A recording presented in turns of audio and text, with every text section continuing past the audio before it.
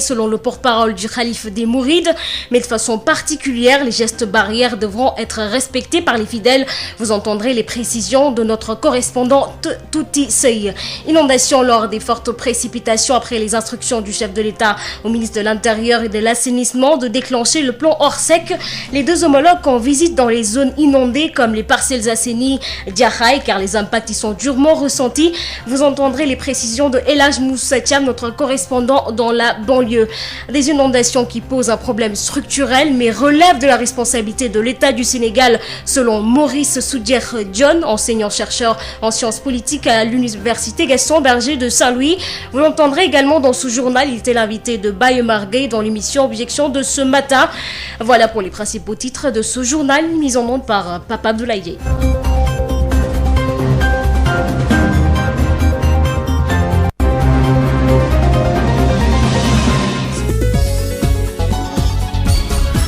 Aïssatou Gueye-Ba.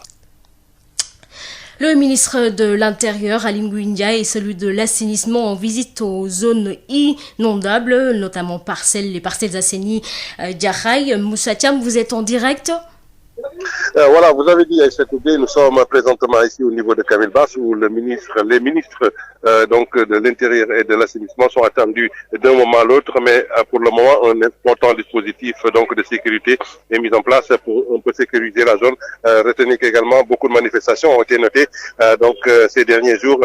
La dernière en date, c'est ce matin où des personnes donc ont barré la route donc pour exiger un assainissement durable. Mais ce qu'il faut retenir présentement, c'est des opérations d'exfiltration des populations qui sont à l'intérieur et qui sont très bloquées donc par les eaux qui se fait actuellement avec le groupement des sapeurs-pompiers donc qui a affrété 3 Zodiacs qui font la navette donc entre les maisons inondées également ici au niveau donc de la route pour donc permettre aux populations d'être au sec. Mais retenez que plusieurs rotations ont été tenues donc par les sapeurs-pompiers quand même pour les sortir, mais ces personnes ont laissé leur bagage dans leur maison et demandent plus de sécurité, même si d'autant plus que d'autres personnes interrogées sur place ont indiqué que n'avoir reçu donc aucun de l'aide donc de l'État, mais seront relogés par des personnes de bonne volonté ou bien des parents qui pourraient donc les héberger le temps donc de retrouver leur maison au niveau ici de Kamil Bass. Mais retenez qu'actuellement le ministre est attendu d'un moment à l'autre ici donc pour voir la situation et également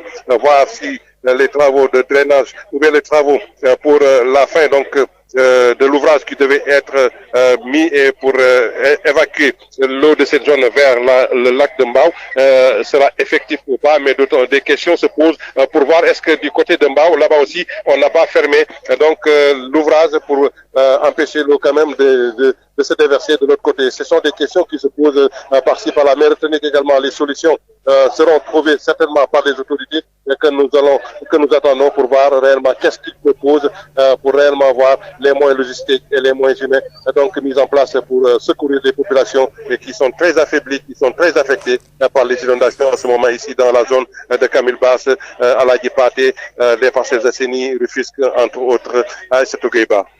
Merci beaucoup Elhaj Moussa Thiam qui suit d'ailleurs pour nous cette affaire de très près. Les inondations posent un problème structurel et interpellent l'autorité de l'État, pense Maurice Soudier John, enseignant-chercheur en sciences politiques à l'université Gaston Berger de Saint-Louis, impute la responsabilité à l'État face à la situation difficile que vivent les populations complètement désarmées et affligées. Maurice Soudier John était l'invité de Baye Marguey dans l'émission Objection de ce matin, nous l'écoutons.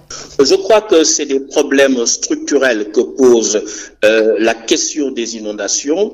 Il est vrai que le président Sall a mis en place le programme décennal de gestion des inondations, PDGI, 2012-2022, qui mobilise 750 milliards.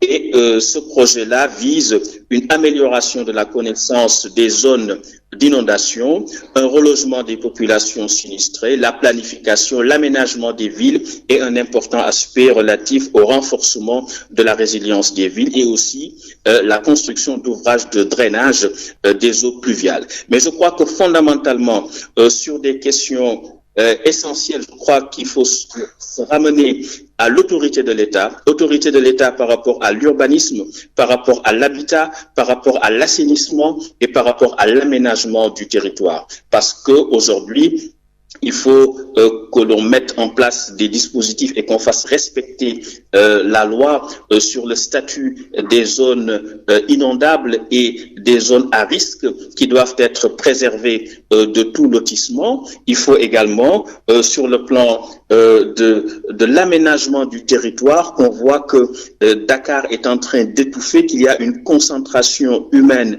économique, tel qu'aujourd'hui, on ne peut plus continuer à fonctionner comme cela, et cela interpelle l'État au premier chef par rapport à l'aménagement du territoire, par rapport à la valorisation des terroirs de l'intérieur, parce que littéralement Dakar est à bout de souffle, et c'est ce qui explique cette pression foncière, cette pression humaine, cette pression sociale sur l'habitat, qui fait que on est dans des situations où les problèmes liés aux inondations et à d'autres problèmes et à d'autres situations d'habitat, d'assainissement, d'urbanisme posent les problèmes que l'on sait. Il y a aussi un autre aspect, un aspect de civisme, de sensibilisation, d'information des populations, mais aussi de sanctions par rapport à tous les comportements qui sont de nature à créer de telles situations. Pour nous résumer donc, problèmes structurels liés à l'autorité de l'État, aux problèmes structurels liés à l'urbanisme, à l'habitat, à l'assainissement,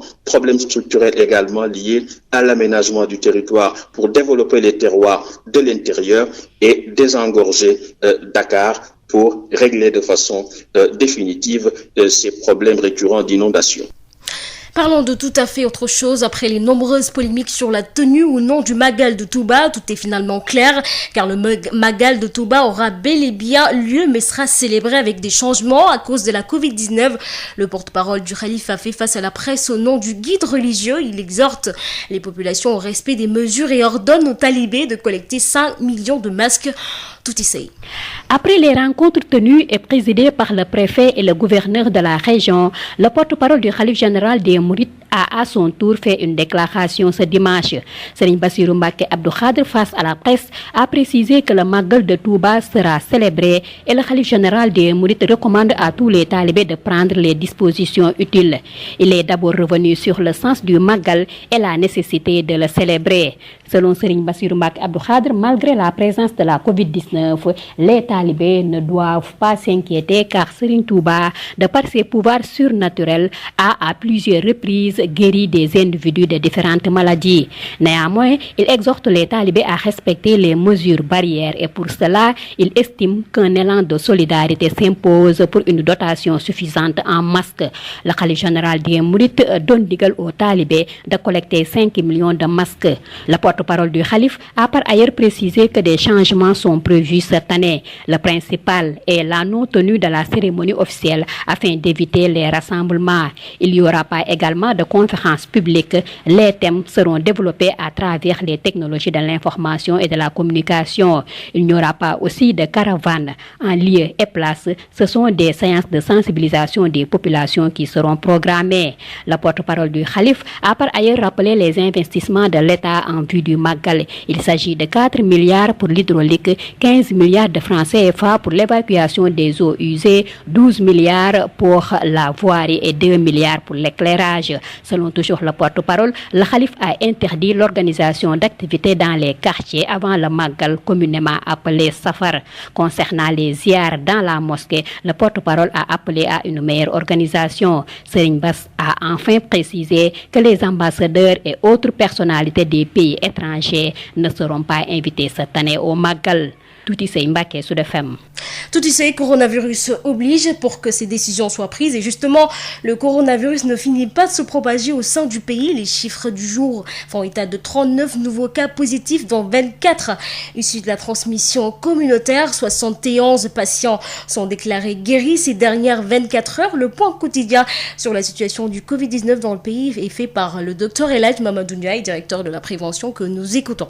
Sur 1166 tests réalisés, 39 sont revenus positifs, soit un taux de positivité de 3,34%. Les cas positifs se répartissent comme suit. Nous avons 15 cas contacts suivis par nos services et 24 cas issus de la transmission communautaire répartis dans les localités suivantes: Guédiawaye 2, Liberté 6 2, Ouakam 2, Dakar Plateau 2, Pikine 2, Thiès 2, Yoff 2, Diakhao 1, Gibraltar 1, HLM Grand Yoff 1, Keur Massar 1, Mariste 1, Médina 1, Mbour 1, Parcelles Assainies 1, Rufisque 1 et Yeumbeul 1. 71 patients hospitalisés ont été contrôlés négatifs et déclarés guéris. 33 cas graves sont pris en charge dans nos services de réanimation. Aucun décès n'a été enregistré ce samedi 5 septembre 2020. L'état de santé des autres patients est jugé stable. À ce jour, 13 987 cas ont été déclarés positifs, dont 9 922 guéris, 290 décédés et donc 3 774 patients sous traitement. Aïssatou Gueye Ba. Le Magal de Touba sera bel et bien célébré cette année selon le porte-parole du Khalife des Mourides, Serigne Bassirou Abdou Khadre, mais de façon particulière, les gestes barrières devront être respectés par les fidèles. Inondation lors des fortes précipitations après les instructions du chef de l'État au ministre de l'Intérieur et de l'Assainissement de déclencher le plan Orsec. Les deux homologues en visite dans les zones inondées comme les Parcelles Assainies, Diakhao. Les impacts y sont durement ressentis, plusieurs manifestations notées. Vous avez suivi avec nous les précisions de El Hadj Moussa Thiam, notre correspondant dans la banlieue. Des inondations qui posent un problème structurel mais relèvent de la responsabilité de l'État du Sénégal, selon Maurice Soudier Dione, enseignant-chercheur en sciences politiques à l'université Gaston Berger de Saint-Louis. Il était notamment l'invité de Baye Omar Gueye dans l'émission Objection de ce matin que vous avez écoutée. Voilà, c'est la fin de cette édition. Merci de l'avoir suivi. Merci également à Papa Abdoulaye Dieye qui a assuré la mise en onde de ce journal. Retrouvez Birama Ndiaye à 21h pour le prochain bulletin d'information en Wolof, bien entendu. Excellente soirée à vous. Chaque jour, vous êtes des millions à écouter la première radio d'information. La première radio d'information. En national, en régional ou en international. Sud FM, Made in Sénégal.